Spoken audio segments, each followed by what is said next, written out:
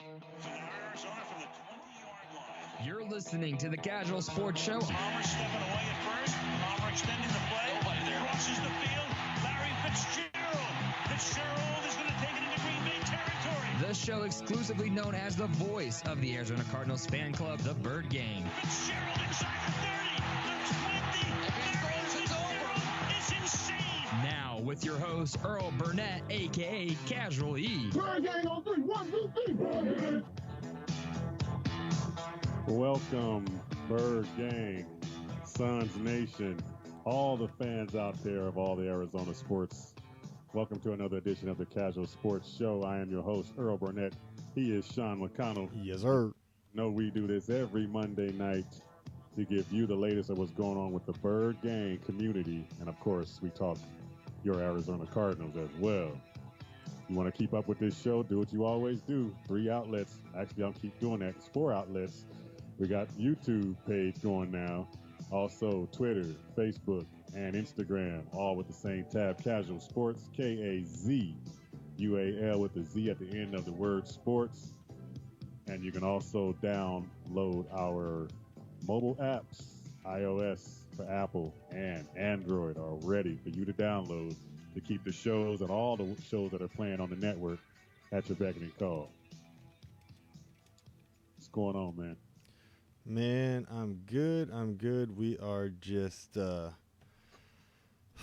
wouldn't say reeling is the word. You know, I was leaving the stadium walking behind another Cardinal fan, and then there's this obnoxious Seahawks fan comes running by me and chanting that obnoxious chant that we're not even going to acknowledge right now, but he's chanting that chant.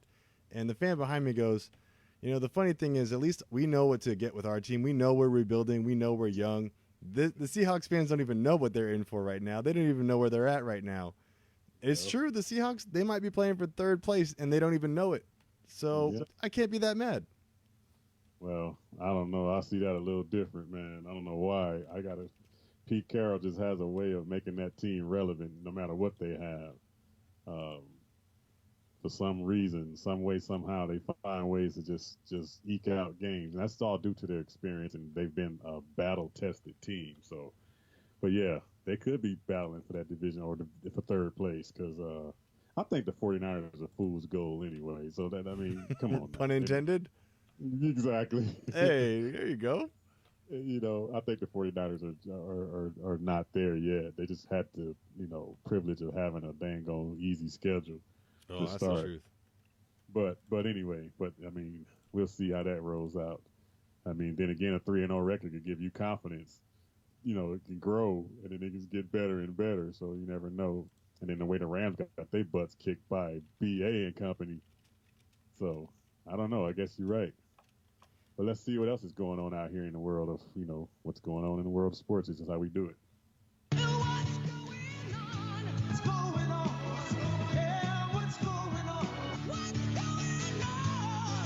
Casual House. I don't have my the page up right now. So what you got going over there? If you see something up there that I don't have. Yeah, I got a couple things I want to talk about first. We got to give a shout out to ASU, our lovely, lovely college team going into Cal, beating them. What was it? 27-17? Is that what that was? I think that was the score. Yes. Just a lovely fourth quarter. I got back from the Diamondbacks game, which I'll talk about in a second, but just a lovely fourth quarter to watch. Starting quarterback or no starting quarterback, that's football. And right. That Cal defense could not stop Herm Edwards' offense in the fourth, and that was just beautiful to see. On to the D-backs, I got to say, too, awesome to see Goldie and his return. Still playing hard. I'm hoping for the Cardinals to do well in the playoffs because I want Goldie to do well. And the Diamondbacks finished above 500, which was more than what people thought they were going to do. So shout out to the D-backs, too. I think they have a bright future with Hazen making all those moves. Phoenix Suns Media Day as well, as Will pointed out on Facebook. Orange unis, I don't know if I like those orange unis, or what do you think about those? Have you seen those yet? Yeah, them orange unis are tight, man. What you talking about? Okay, but I like the sunburst with the word Suns. I don't know if I like just it's like too much like an emoji, just having just that little symbol on. You know what I mean? Like I don't mind the color scheme or anything like that. Like it's okay with all orange, that's fine. But I don't like just the logo right I there. kind of like it, man. I don't know why. I love the. If they win in it, I'm not gonna care. Like, let's be honest. Right, I like they didn't just put a whole bunch of bells and whistles on it. It's just the simplicity of that uni is pretty Yeah. sweet, and then the brightness of it brings it out. But a lot of optimism went down in that media day. I sent my man Mitch down there, our writer for the Casual Sports. Shout out radio. to Mitch. Shout out to Mitch. Good job. Good job as well. Went down there and did a pretty good job as far as getting us some information and what's going on, what was said. But you'll catch that article coming out, of course, on Casual Sports, www.ksrnaz.com. You want to catch that? That's where you get it from. But what else we got? You said something. You got the D-backs. You got everything else in there. What's going on? I'm not so much on the baseball thing, but we know October's here. It is playoff time, and just going and looking forward. Since we don't do too much baseball, what is the team? Who is the team that you think will win the whole World Series? You always gotta. My friend Nick is listening to this, and he's a huge Cardinals fan. You always got to put them in the discussion. They're just pros when it comes to this thing, man. The Yankees look strong. It's just gonna be. I just like watching October baseball, honestly, because there's so much more that goes on into these games than in the regular season, with all the pitchers coming in and switching and the strategy that goes behind these games. It's way more intense. Every pitch matters. It's insane. I'm never going to root for the Dodgers. I mean, with Joe Shaw on the mound, it's not going to happen. So, I want to say I'd like to see either an Astros Cardinals World Series or a Yankees Cardinals World Series. And I don't root for the Yankees, but I know it would be good to see that type of offense against the Cardinals. So, and I can see the Cardinals winning it all, but I'd like to see the Astros too. So I'm really not picking a favorite out the gate, but we'll see. Yeah, I think it's going to be the Astros, man. They look pretty strong, and the Dodgers are pretty good. I mean, as much as we hate. Hey, they're good at losing in the World Series. Let's not say they're good. Yeah. Goddamn, man, wouldn't that be 2 years in a row if they do that again? Yeah, I think that might be 3 years in a row. Yeah, right. I know. Damn. Okay, well, let's hope that happens again for the Dodgers. But what else we got going on? The NBA is getting ready to start, of course. Everybody's headed to training camp. All the media days went down with all the new teams and all the new faces, all the new people everywhere coming to the podium saying this, saying that. Houston and Westbrook and Harden talking about how good the relationship's gonna be, and y'all better look out, and this and this and that. That is not gonna work. It never works when you come out talking, man. Just do the job. Shut your mouth. Get out there and do the job, man. I hate when people do all that talking like Cleveland Browns did. They just but Houston's gonna be fun to watch until they implode. I mean, you know that, right? I was sitting on the couch going, look at this relationship right now. That's gonna be fun. Yeah, look at the relationship right now between Westbrook and Harden, and look at the smiles and everything. Wait until they start losing games. And wait until the game is on the line and one of them takes the ball that the other one wants the ball. Just wait. I am with you. You don't gotta fight this argument with me. I mean, we both get it on the sense of the basketball court. That is destined for failure, man. All right. Well, we usually jump right into the Cardinals, but before we do that, let's just find out what's going on in the Bird game real quick so we can get that out the way.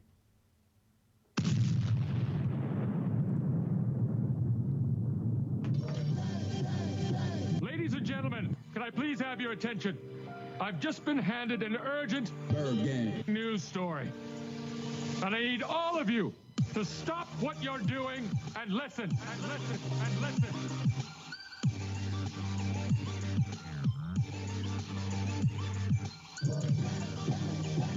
I just got one thing out there, Bird Gang, that I want you all to flock to. We got to go out and support my man Chris Styles Lachuga, Frontline Music Militia, who is putting together on October 6th, Sunday, October 6th. It's going to be the 3rd annual breast cancer benefit in care of breast cancer. Chris is a big worker in our community when it comes to these events. His wife, Chris and Christina, check that out. Christina It's a cancer survivor, so they do this every year in honor of her surviving cancer. So I need you, Bird Gang, to go out there and do what we normally do. We flock to these spots when it's time to do these charity events. So October 6th, 1 p.m. to 7 p.m. at the Desert Rose. That's down there on 6792 North 57 Drive, Glendale, Arizona. You know, that's the spot where KSRN is always putting on shows down there. Chris is always putting on something down there. So that's where it's going to be held at. It's also sponsored by myself, a couple of other sponsors. But the biggest thing going on down there, it's a car show that's being sponsored down there as well. So it's a raffle going to be going on, $10 to get in the door.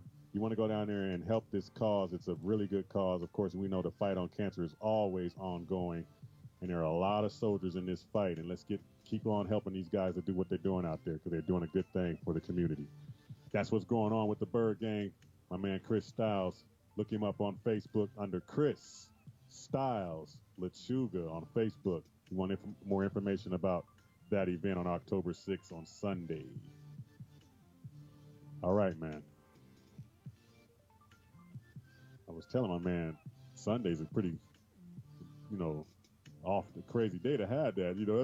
It's around Cardinal time. It's like, oh, damn. Hey, is there much to watch for the Cardinals right now, though? Come on, let's be honest. Oh, good shot. I told you on Thursday for the Neutral Zone. This was the last game I was playing off of Hope. Hope's gone now. Oh, man, that's a good shot. We got to talk about the game because that's what we do. So you hang around, Bird Gang. When we come back, we're going to find out, of course, is there anything else to keep cheering about? Is some optimism somewhere? Is there some positive note somewhere that we can dig into in that game we watched and pull from it and get something out of it? So stick around, Bird Gang. We'll talk about that when we get back. Casual Sports Show right here on KSRNAZ.com. We'll be right back.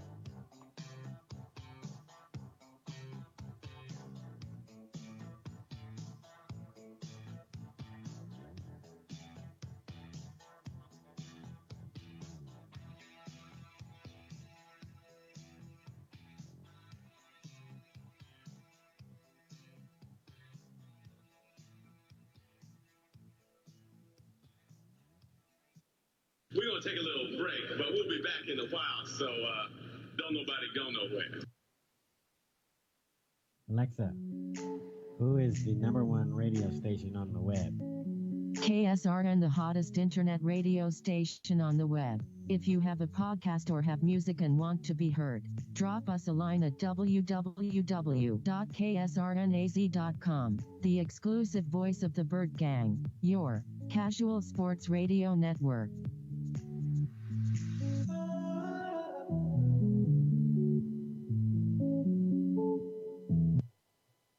This is Jay with The Focus.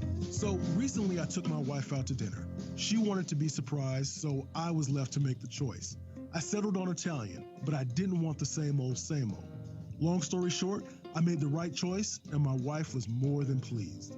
Let me tell you about my friends at Publico Italian Eatery. If you're looking for the store-bought pasta, then this place is not for you. This family-owned and operated restaurant is located on 7th Street, just south of Bethany Home Road. All pastas are made in-house, and the pizzas are wood-fired. I recommend the seafood risotto, but you can't go wrong with any of the expertly prepared entrees, salads, or desserts. Give the creme brulee a try. You won't be disappointed. Publico Italian Eatery is open daily for lunch and dinner, with a daily happy hour that includes $4 off glasses of wine, appetizers, and pizzas. You now have a new destination. Publico Italian Eatery, 7th Street in Bethany Home, 602-601-5651. That's 602-601-5651. Visit, eat, drink, repeat.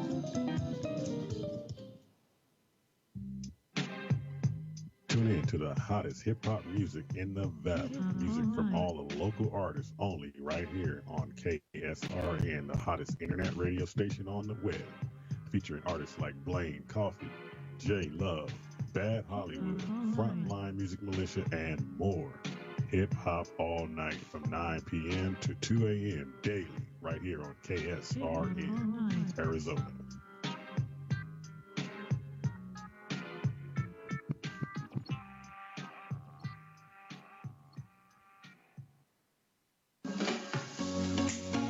You are listening to the best internet radio station on the web, KSRN, Arizona.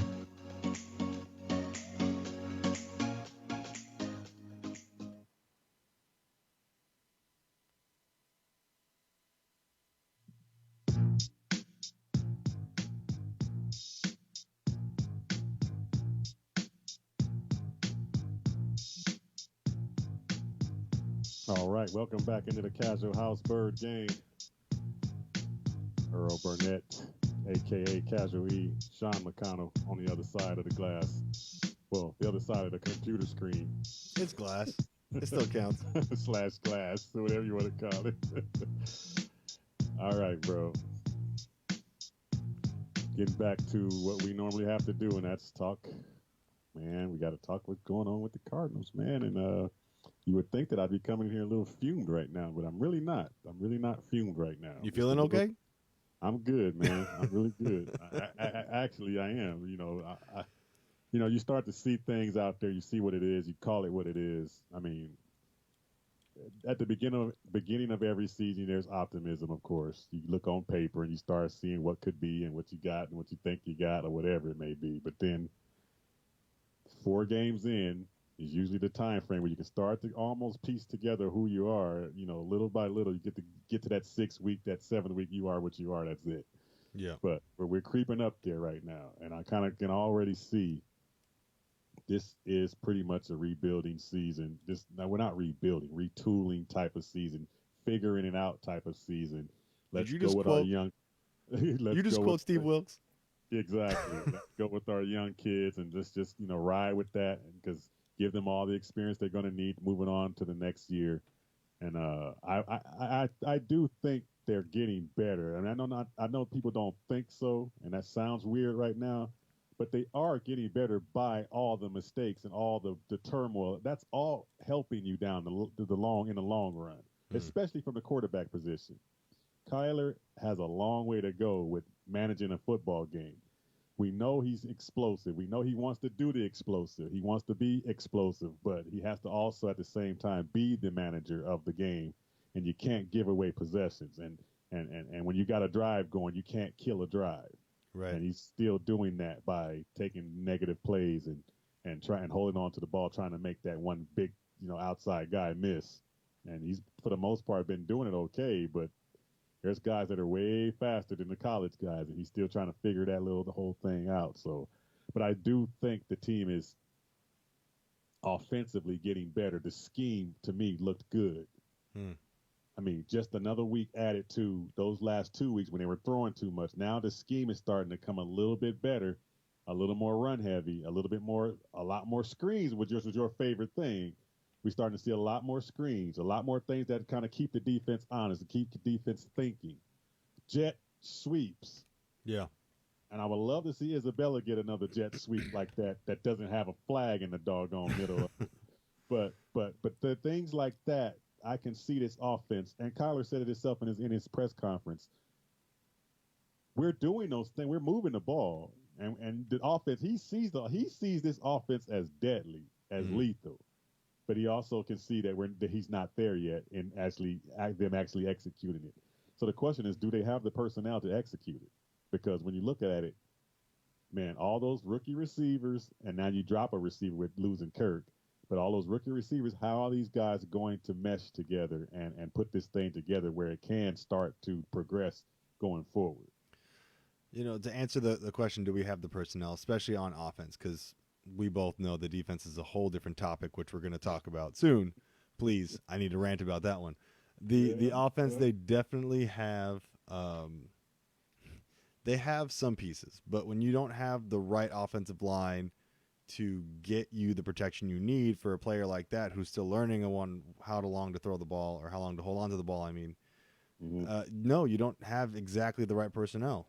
Yeah, you need more leadership. That would be great to stop some of these penalties on offense, but you can't get that right now. There's not just Hall of Fame veterans walking around that are free agents right now. You just can't get that. Right. So the offense did look better. Honestly, my favorite play was that Max Williams catch down the middle. That was for about 20 yards. That was a great catch. It's a great play. Right. He might end up being the tight end that can catch for us. We're going to need some more tight ends to block for us, obviously, but this is definitely a team that had expectations early just because number one pick and maybe worse the first situation, and it's become obvious that this isn't going to happen for this team. Right. Can they turn around and win a handful of games? Yeah, they could. Do I think they will? Probably not. I mean, that third pick might actually be what we need more than 6 wins. We might need that third pick more. For, hint, hint, a linebacker who can tackle a tight end, or hint, hint, a lineman who can block a defensive end. I'm just saying.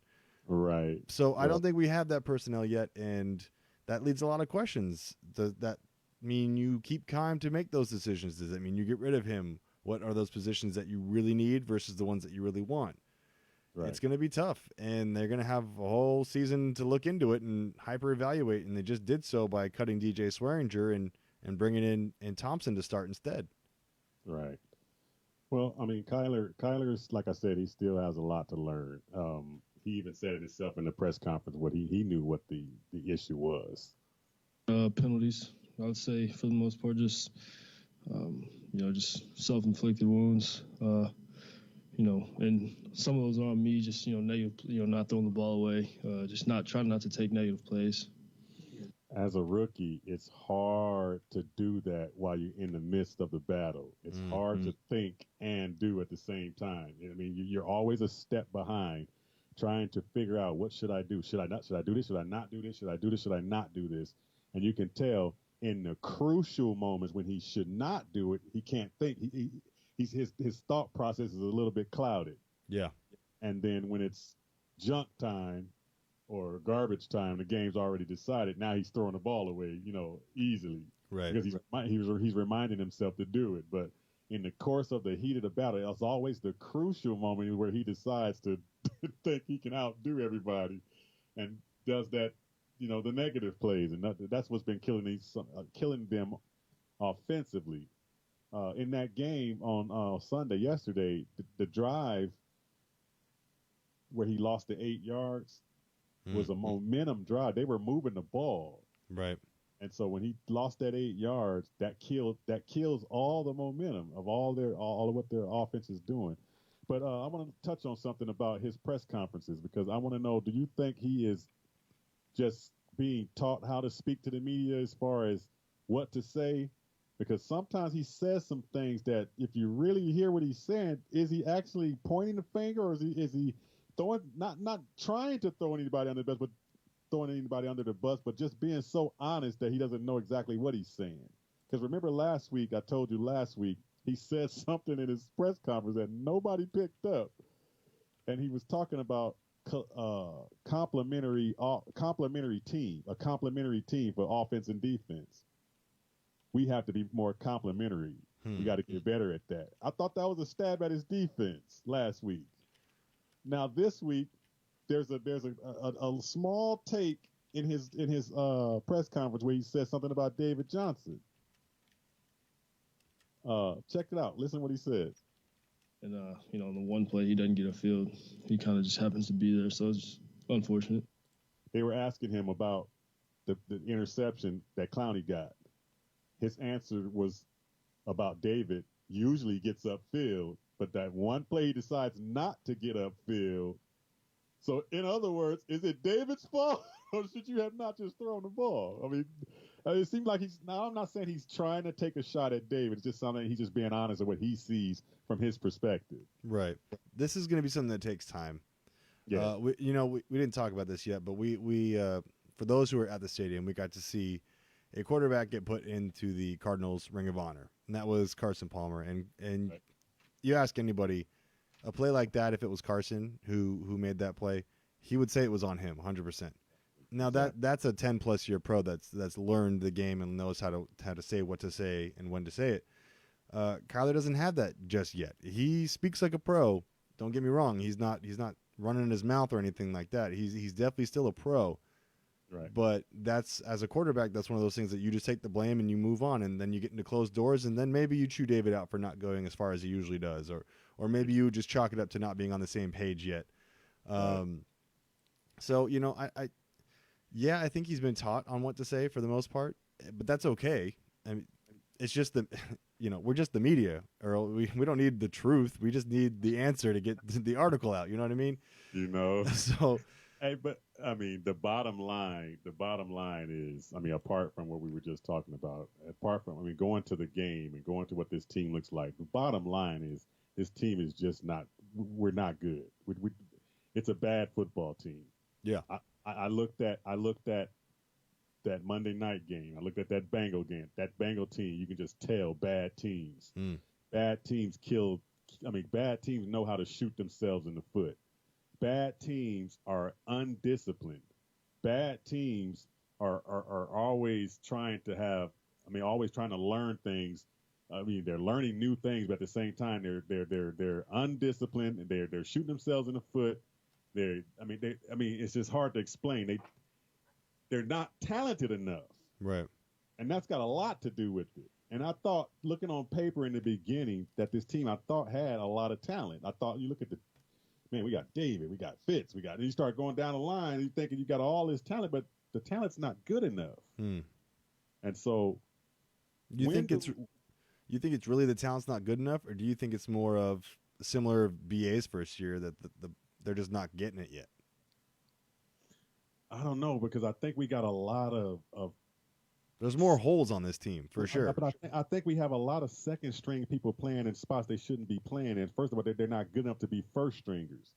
So that's obvious. We see that. We got a lot of third string guys that are on the field right now because that's what we have to have. Right. But when you look at a guy like Jerron Brown for the Seahawks, that same guy was on our team. And what was he? When we were struggling with receivers, he was our number 2 receiver or somewhere around there where he was on the starting lineup.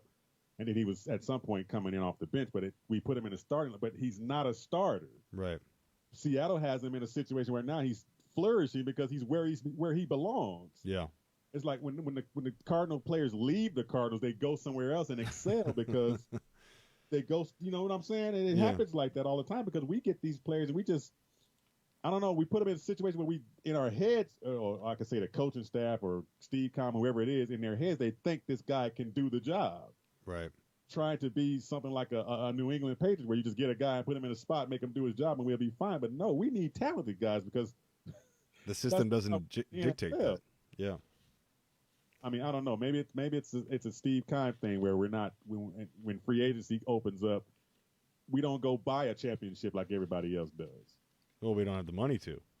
Well, hey, at some point you got to do it piece by piece. Right. You can't do it all at once. It's not going to be a one-time quick snap and things are all good. You got to do it piece by piece. And of course, it starts in the draft.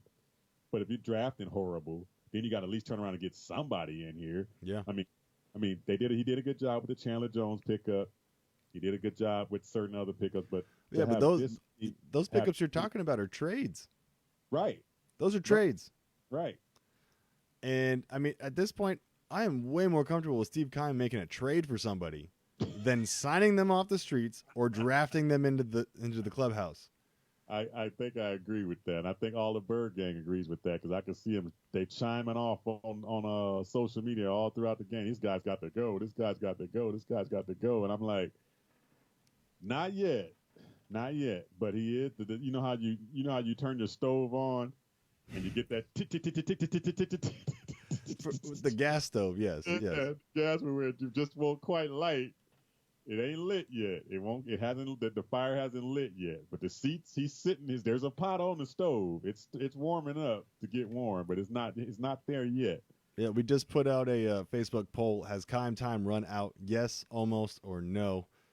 Keep tuned on the actual stats. What you guys think on that in a minute. But I say almost. I still think they're going to give him another year. It's obvious on the field, though. The field is your evidence. Yeah. That's your evidence. Your evidence is what is he putting on the field? He's putting on the field a bunch of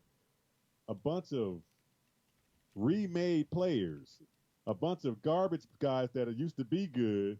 Then you bring them in here and try to make them good again, try to open that lightning in a bottle type thing. He keeps trying to do that, and it's like that's like a one-time thing. I mean, for this franchise, it happened twice, but for the most part, that's luck. You can't just hope that. Like, I mean, we're getting a little bit out of T. Suggs this game. I saw that, but That was needed, big time. That was definitely needed. But I'm saying, can he keep that up? Being an older player, Probably not. I don't think so. So it's like the talent is the issue. Mm. It's first of all, it's who's shopping for the groceries, first of all, but then the talent that we have is the issue. So then I looked at this team, I'm going, man, our worst enemy is the complementary. We're not the defense doesn't complement the offense, and the offense don't complement the defense at all. Yeah. I mean, I watched that game, and I watched the opening drive. I mean, they drive right down the field, looked good, scripted plays, went right down the field. And I said, okay, that looked good. Okay, they missed the field goal, but then okay, the defense gets on the field. And the holder, bad hold. Exactly. And the defense comes on the field instead of being able to keep the little momentum we did gain. Seattle went right back down the field. Or Seattle went right down the field themselves and got the field goal. And what their defense do? Seattle's defense? Right after that. Right after they scored. What Seattle's defense do? That's when they got the dang pick six from a bad play. But what I'm saying is, I mean, it just seems like every time the offense finally rolls or starts to get going, the defense can't get that stop to keep the momentum going. The defense gives up the momentum right on the next opposing team's drive. Right there, the next drive. And it's always on third down. I'm noticing. Exactly. But then when you flip the script, it's the exact same thing, the opposite. Yeah. Just tonight, I looked at the tape again, and I did not see this when I was watching the game, but now I see it after the fact. Halftime, 20-3. Ugh. Okay. Third quarter ended 20-3. So when I looked at that, I was like, wow, they played the defense 3 straight stops coming out of the locker room. 3 straight stops on the Seattle a good adjustment. And the offense 3 and out, penalty, 3 and out, and they could not get rolling. Yeah. And it's like, that was your opportunity right there to, first of all, get back in the game and then take over the game. Which is what happened in the Lions game. Exactly. A little later than the third, but still. So they blew that opportunity. And then, of course, when they finally got it going and got the touchdown, Seattle just said, just do a statement right there and tell these fools. I never felt Seattle felt threatened in that game at all. Not for a minute. I didn't think they felt threatened for 1 minute. And then when you can see Pete Carroll was toying with us. Because that last drive, man, and I told Jay this on the Believe when we did the Believe Cardinal. I said, watch Carson. He's going to be like a battering ram. Yeah. And he did exactly that. I mean, he's just started pounding. 22 carries, 104 yards. That's a lot. I think the ball boy had to switch that ball out 1,000 times because DJ Swearinger ate 3 or 4 of them easily. I mean, he just was running through our defense, which ended up leading to his release. And all I have to say is, you can act like a man. What's the matter with you? Yeah, what's the matter with you? And that's not just the DJ. That's to the whole defense. That's the whole freaking team, man. It's like they don't man up when it's time to man up. No, and Jordan Hicks makes a big tackle and then all of a sudden shows emotion. I looked to the guys next to me. I said, I never knew he had emotion. Right. Speaking of. What is that? Speaking of Jordan Hicks, I broke down that play where Disley got the touchdown. And I see Byron Murphy, DJ Swearinger looking at Chandler Jones like, why didn't you cover the tight end after the play was over with? That is not what we want. And then I looked at the play. I was like, why are they both looking at him? I mean, first of all, Byron Murphy's job was to take, of course, the cornerback is always going to be on a wide receiver most of the time. Mm-hmm. Whether it be in the slot or the outside, a corner is going to be on that wide receiver. Byron had his job taken care of. He went inside with the wide receiver. DJ Swearinger did what he was supposed to do for the most part, stayed in the middle to read the quarterback's eyes a little bit. Chandler Jones, his job was to take the running back out of the backfield, which is what he started doing. And then he let the tight end go, and Hicks thought he was going with the running back, and they ended up letting They both end up letting the tight end go. They didn't but communicate. It was Hicks' job. It was Hicks' job. For the tight end was his job. And can I say, if you're ever depending on Chandler Jones to make a play in coverage, you lost. And that was my point. That's not his specialty. Why would they think that was Chandler Jones' job to go run to run and guard a tight end? That you're the linebacker. You're supposed to be the guy covering that guy. Anytime you have Chandler Jones running away from the quarterback, that's a bad sign. It's a mismatch. It's a bad sign. I noticed that Hicks is a tackling machine. I get that, and I love that. But a lot of times he looks a little bit confused as to where he's supposed to be. This is not the first time. Remember the first game? All those broken plays where Hicks was supposed to be right there. Yeah, I think he's still having a hard time picking up where he's supposed to be on this defense because that was not Chandler Jones' responsibility having a tight end coming off that line. It was supposed to be Hicks picking up the tight end, and Chandler was supposed to take the running back out of the flat. That's how it was supposed to go down. But they all start looking at him like, why did you just stay with the dang tight end? Like, nah, dude. It was like they just look all discombobulated. It's like you just know a bad team when you see one. Yeah. And that's a sign of it. And a lot of that has to do with coaching a lot. When you think about Vance Joseph, it's just a matter of time if this thing keeps getting uglier and uglier. And it's just a matter of time before that tie is cut. Because if you can't get your guys up ready mentally, get your guys up knowing what they're supposed to be doing on the field. And I know a lot of the time it's the players. The players are the ones that are out there. They have to do the job. I get that. But emphasis on certain things in certain teams that you're playing has to be done for this team. Right.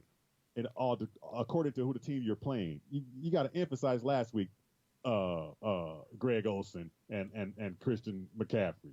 Emphasis on those two guys. Yeah. Game plan should have been those two guys. But no, we just run what we run. This is what we run. You just, do your job. And this is what we run. We execute this. No. How many more performances you give him? Huh? How many more performances do you give Vance Joseph until his career's over with the Cardinals? Because, Disley had 7 receptions, 57 yards, and a touchdown. That's 8 yards a reception. I say I want to wait until I see what he looks like when P2 comes back. Okay. So week 8? Well, wait and see what his defense looks like when Patrick comes back. Because that way we get to see what he actually does with his linebackers. We get to see what he actually does with Budda Baker. What he actually does with whoever's taking DJ Swearinger's position. Because usually he likes to let a good corner on the outside lock down the receivers and take away that and then send more heat or cover the tight end with, you can double the tight end. So let's just wait and see how it looks when P2 comes back and Robert Alford comes back and it's a full defense. So I'll give him that. But he has to at least start to show that he can adjust to what he does have. And he has, as a coach, you have to adjust on the fly. We haven't seen that yet. So you're giving him the Giants game and then the Saints game, basically. Absolutely. Well, I think he might lose his job after the Saints game then, if that's the case, because I don't think he's got anything to stop that offense. So that's going to be rough. Wow. You don't think he's going to be able to do it, huh? I don't think he's going to be able to do it. He's been a coordinator for what, 1 year? Come on. And he had Von Miller. Yeah, no wonder. Man. Well, we'll see. But I think it's only, fair to give him that one shot as far as, that's fine. You have to have the full defense. But let's switch the gears real quick. Much has been said, of course, about the running game. Much has always been said about the running game when it comes to, David. Should Chase be in there more? What did you think about David's performance in that game? In the running game? Yeah, in the running game. We already know he... In my opinion, that sucked. Of course. What else? It wasn't what I was expecting for the running game. There was a chunk that was good, but right. I liked more what I saw in the receiving game. He almost had 100 yards receiving. He had 99. He had 40 yards rushing. I still didn't even like that. I liked it that I saw him catch the ball, of course, and do what he did. But I'm telling you, my wife can tell you right now, she was sitting on the couch going, "Why are you still mad?" Because as he's running the ball, I'm going, "Run! I'm screaming when you run because he seems like he's trotting. Yeah. It seems like he's trotting to me. It seems like, dude, will you go? If you was really running and you were with your hair on fire with intentions of running and trying to you would be probably scoring on a lot of those plays. And I'm going, dude, will you run? Yeah, good play, whatever. But can you please run? And I'm not seeing him run hard. I'm not seeing him run. I'm not seeing David accelerate at all. And he used to accelerate in 2016. So, well, Josh Weinfuss has the KSRN stat of the night, sponsored by nobody. David Johnson has more receiving yards, 182, than rushing yards this season, 173. Of course. So a lot was said that we should probably just move him in Christian Kirk's spot and make him a receiver. Well, that wouldn't work because you take away what's giving him the advantage. Yeah, is being a running back. That's what's giving him the advantage. That's what's giving him the dynamic as to be a weapon. But you line him up as an actual receiver, you take away the double, whammy of the weapon he could be. Right. But if he's not running up to par, everybody's going to start picking up. He's going out onto a route, and they'll start picking up on it. He has to run the ball better. He has to be engaged with the game, because when you saw the first play when he was supposed to pick up the blitz and just tapped the guy, and the guy came and got Kyler, and Kyler had to rush the pass. I mean, and then another play, the play when Clowney picked the ball off. David was supposed to chip the guy, the outside linebacker, to give Kyler a little bit more time. You let the guy go, yeah, but you chip him first. He didn't even do it. He just let him slide by him and touched him, and the dude went right to Kyler, and the ball had to come out early. So it's like, dude, as a running back, you got to be a little bit more engaged in what's going on and know when and how to do your job, because the quarterback's life depends on it half the time. Yeah. And then I got to say that one play that this team runs so good, he's the wrong back to put back there right now. And that's that Kyler looking step back and then that quick draw. When you get that quick draw, it means go. Yeah. You can't be indecisive. You got to go. He gets that quick draw and stands there, dances for a few seconds, then hits a hole. Yeah. I mean, if I remember the lead draw, Emmitt Smith, boom, quick draw, he's out of there, gone.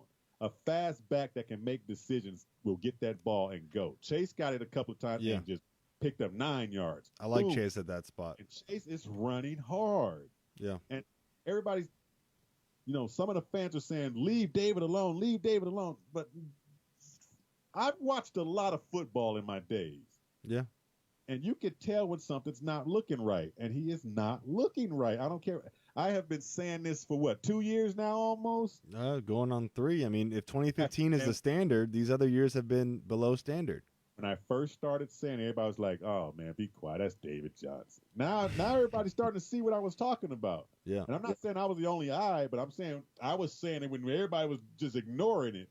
I'm telling you, he does not look like the same back. So now the question is going to be, you get rid of DJ Swearinger, and the week before that you drop Michael Crabtree.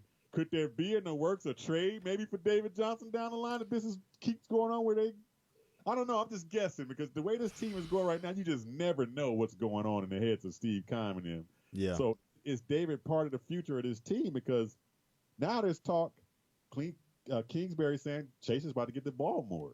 There's a reason for that. Chase should get the ball more. It should be more balanced. It's going to keep people on their toes, especially if they're both on the field at the same time. But I don't see Keim trading David Johnson, because that's also a knock on him.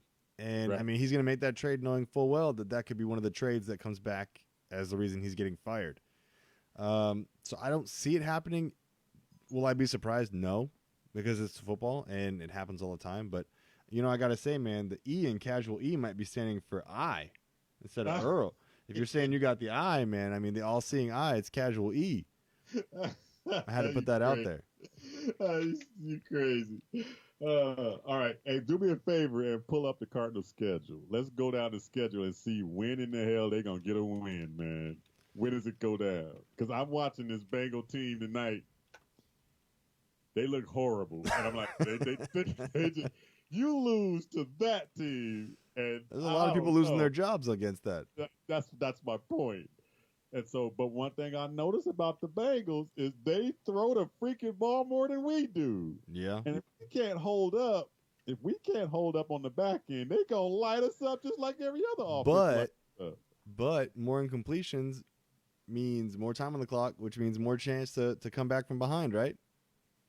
Well, we should not be trying to come from behind with that team. That's what we do best. Are you kidding me? All right, ready for the schedule? The Bengals game. That's probably going to be the best shot at a win. Yeah, it might be because then you go. But Sean, that might be our best shot at a win, but we're not playing good enough right now. Yeah. So we could still lose that game. You could lose your best shot at a win. You could lose your best shot at a win because we're not playing well right now. We're losing players by the droves because we can't cover people.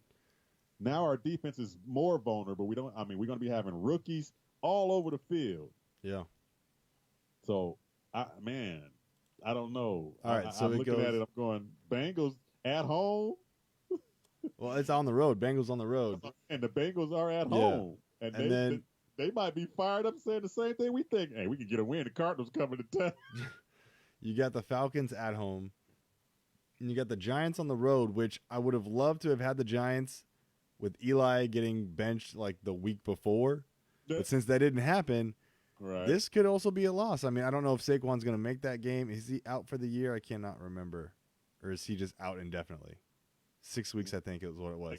So ankle sprain. So you're talking about 6 weeks. Yeah, so he won't be there for that game, but that still isn't going to be the end of the world. That could be a close game and potentially a loss.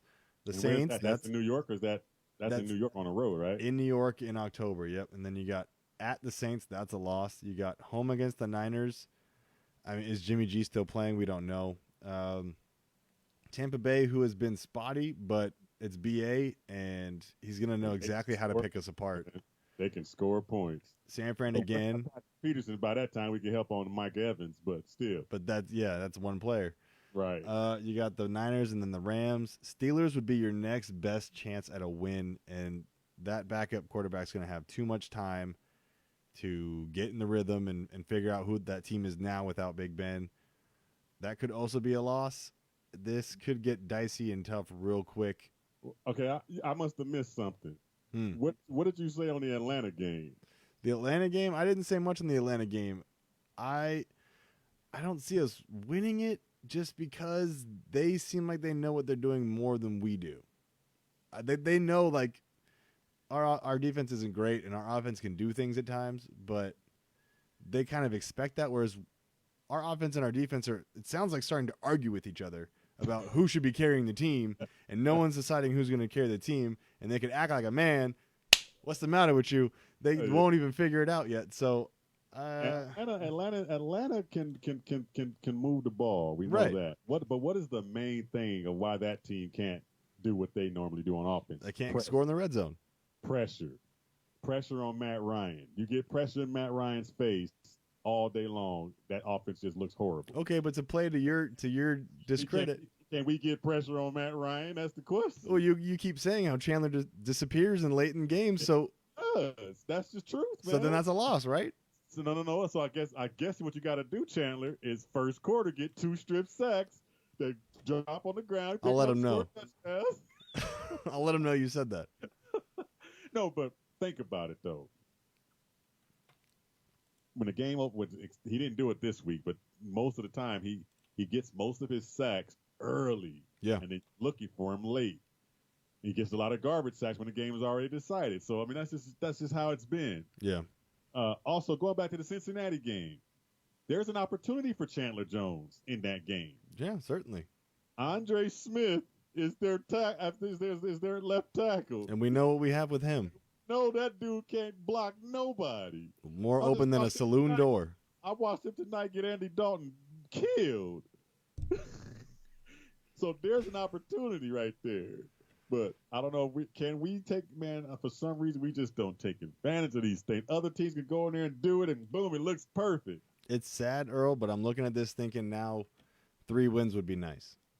Yeah, but where? I'm being hopeful, which I know I said I wasn't going to. Cincinnati, New York, and Pittsburgh. Man, Pittsburgh looked pretty dang good. They shredded a team that looked like us. Where else is it going to come from? Not Seattle, not the Rams twice, not the Niners twice, not the Browns. I don't think we could beat the Bucks. It's not the Saints. Maybe the Falcons, but it doesn't feel good. Give me your quick prediction of how that game's going to look next week. The Bengals and the Cardinals, man. What, 10-3? 10-3 Bengals? I don't know. I mean, AJ Green still hasn't played a game. What? And they still throw the ball more than anybody? I don't understand that. Yeah, I just think that if the Cardinals can come in and stop the penalties that stop big plays. You see how many of those they had in this game? Huge. I mean, big plays that make a difference. Big plays that we waiting on somebody to do something. They finally do it and flag. It's like, it's like they shoot themselves in the foot with all these stupid penalties. Completely undisciplined. Yeah, complete. And that's what I talk about when I talk about coaching. That points to coaching. Yeah. If you're not disciplined, the next person that go off sides is coming out the game. We don't see that. If I'm the coach, the next person that jump off sides is coming out the game. Apparently, you're not ready to play. Yeah. And you put somebody else in there that can stay on sides and do the job right. The next person that do a stupid penalty by slapping somebody in the face mask when we trying to get them to stay up to kick a field goal, and you pretty much give them a touchdown opportunity. Stupid stuff like that. If I don't hear Cliff say this, I'm gonna be mad. I mean, show a little emotion, Cliff. Come on. Yeah, he has to get a little bit more into the game. I mean, I know he's concentrating on trying to figure out his offense and all this stuff, but there's other things. Get mad. On. Yeah, there's other things going on. But yeah, predicting next week, it probably will be an ugly win. I take it back. 6-3 Bengals. It ain't gonna be that bad. Both teams can move the ball at some point. It's just who's gonna have the dumbest penalty that is, to stop a play. Well, they don't have Vontez anymore, so I think we got the shot for that one. Yeah, well. Speaking of, that was a good setup, right? Who just shooting on his head. That must mean can't get right. Can't get right. That's the kid's name?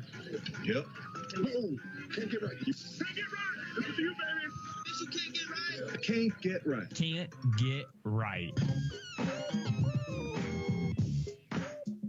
We love doing this segment called Can't Get Right. This is the people out there that just do dumb things and just can't do things the right way. And I got two on the list, and we already know what one of them is. But the first one I'm going to go ahead and do, I'm going to give you that other one, but I'm going to go do this one. Mac Brown, North Carolina coach. Who? How the hell do you go for a 2-point conversion in that game and rob your kids with a chance to beat the number one team, Clemson, in the league, in the country? You got a chance. You don't take chance away by doing something dumb like that. That was just crazy. Why do you do that? How do you get? We're going for the win. We're going for 2. That's stupid. That's just my opinion. I mean, you would think experienced coach like that would know that. Oh, man. It's just crazy. I mean, the defense earned the right to at least lose that game in overtime. The defense earned the right. They kept you in the game. The score was only, 20-17? Or whatever it was, they lost the game because he tried to go for 2 and he could have tied the game and went in overtime. And I'm like, why would you do that? The defense was keeping you in the game to begin with. It wasn't like Clemson was running all over you. They kept Clemson down the whole game. And I'm sitting on the bed, I'm going, I know this fool ain't gonna do this. And lo and behold, he did it. And the last point of that is, okay, if you are gonna go for it, why the hell are you running a doggone option to the strong side of the damn field? That was just stupid. And of course, the last one on Can't Get Right, of course, you take it away. Oh no, I wasn't gonna do Vontez. You got it. Oh, that's what I was talking about. Go for it. You go for it. I got 2 of my own. Oh, you got 2 of your own. I got 2 of my own. I'm prepared. Okay, I got to check that out. Well, of course, we got Mr. Vontez Burfict on the list, of course. Man, how can you be this stupid? Well, he's just not using his head. Oh, wait. No, he is. Exactly. How can you not know your history with the league? Vontez Burfict, people are saying a lot about that being a really harsh penalty, and it shouldn't be that harsh. I think it's the exact thing he needs. You know why? Because he had opportunity first to know the league is watching him, first of all. Right. Second of all, after he did that play, leaving that field, he's taunting the crowd like he did something good. That did not look right. No. Dude, you're stupid. You deserve to be out of the league, but they suspended you for the rest of the season. You deserve to be out of the league because you have no regard for other people, first of all. And second of all, you just tested the NFL to see if you see how far you can get with this thing. Yeah, and they showed him. Exactly. So for all those people out there that are saying it was too harsh, look at the whole tape. The dude is walking off the field gloating that he hit somebody in the freaking head that was on their knees. Yeah. That dude needs to be out of the league. Absolutely. Speaking of guys that belong out of the league, Antonio Brown is back and can't get right, ladies and gentlemen. What is it, 9 weeks running? Antonio Brown is poised to file 9 grievances and appeals. I mean, this just reeks of a spoiled child that's just complaining that he didn't get his chore money. I just wanted to keep it short with him, but the last one, it has to be, I put it up on our Facebook page. It has to be these Suns jerseys, man. Oh, come on. These Suns jerseys can't get right, Earl.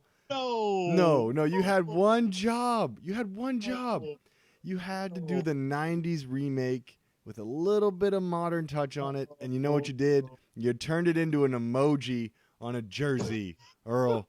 That is not what that's supposed to be of my favorite basketball team since I was 5 years old watching Space Jam. You ruined it.